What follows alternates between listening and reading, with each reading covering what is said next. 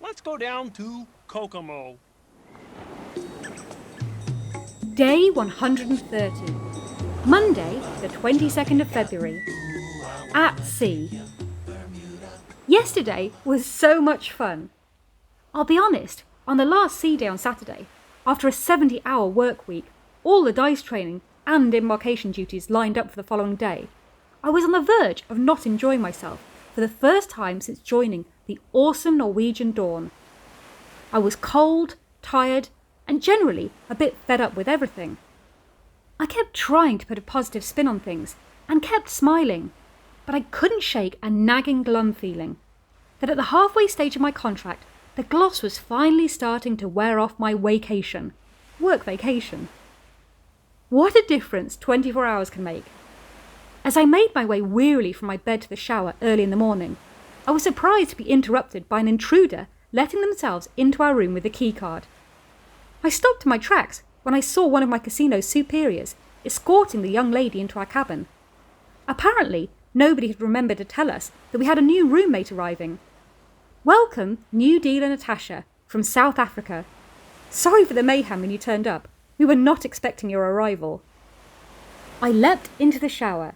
Sherry Lou and I then hurriedly cleared the spare bunk and made space wherever we could to accommodate our new guest. I flung my uniform on and dashed off to sanitation time in the casino. Hello/goodbye, new roomie. I went straight to directional duty from there, and the next 4 hours flew by as I spent the day in a new role, that of elevator princess. Most weeks, my embarkation job is to bring the VIPs from the terminal to their staterooms.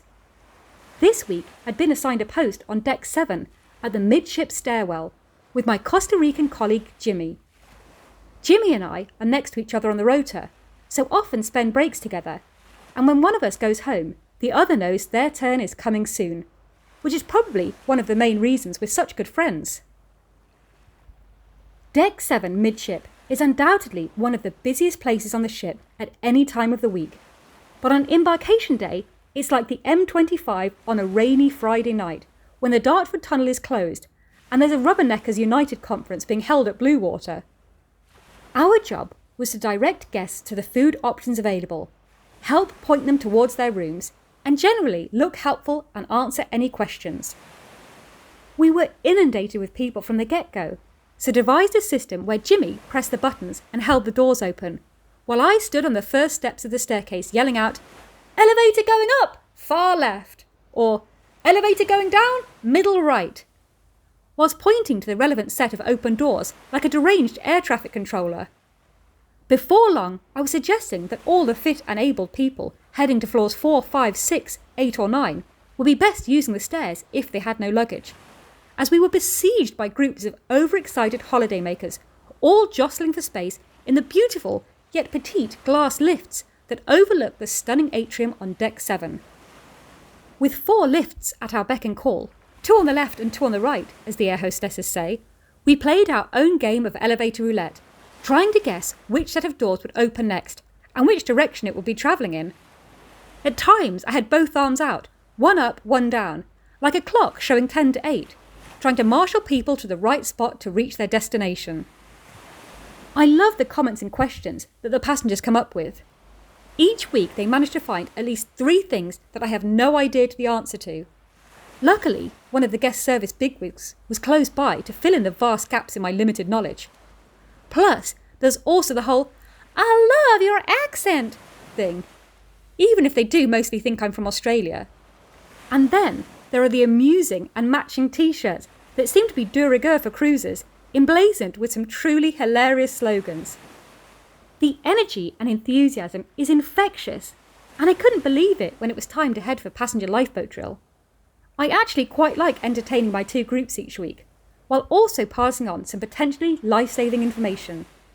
Let's just hope that I never have to do it for real, especially in the dark in the middle of the Gulf of Mexico, just like where we are right now. After letting my assembly stationees disperse, pointing them in the direction of the free rum punch party in the casino, of course, I flew to my cabin, changed my shirt for a fresh one, and dashed off again, dropping my fellow top bunker off at the ironing board in the crew laundry room, so that she could turn up for work on the first day looking presentable and not wind up semi-naked in front of her new boss on her first day like I did.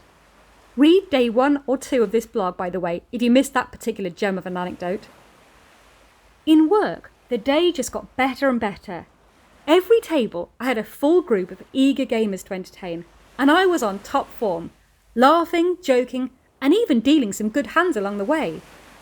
I was so buzzed up that I glanced at my watch at one point, knowing that my shift would soon be over, and wondering how much longer I had. Not because I wanted to go to bed, but that I didn't want to be taken off the game and miss out on the fun and action that was taking place. Eventually, it was time to leave, and I enjoyed a hot shower before retiring to bed, way too energised to sleep, so set about challenging my brain to improve upon its current level using the app on my phone. The only slight dampener of the day was discovering that our new lodger snores. As I'm still feeling all positive, I'm going to put it down to an exhausting day, time difference and general displacement, and hope that I'm not going to have to contend with a snorer in the cabin, among the many other things that stop me getting anything but the bare minimum of sleep each day. So there we have it. My awesome day consisted of precious little else other than work, over 12.5 hours, but I loved every minute of it.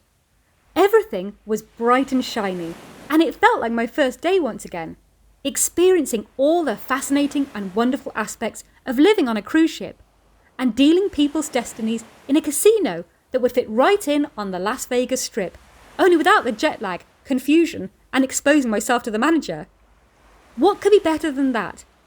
I'm hoping the sea day stretching out in front of me, that's what. And that's all for day 130. Thanks for listening.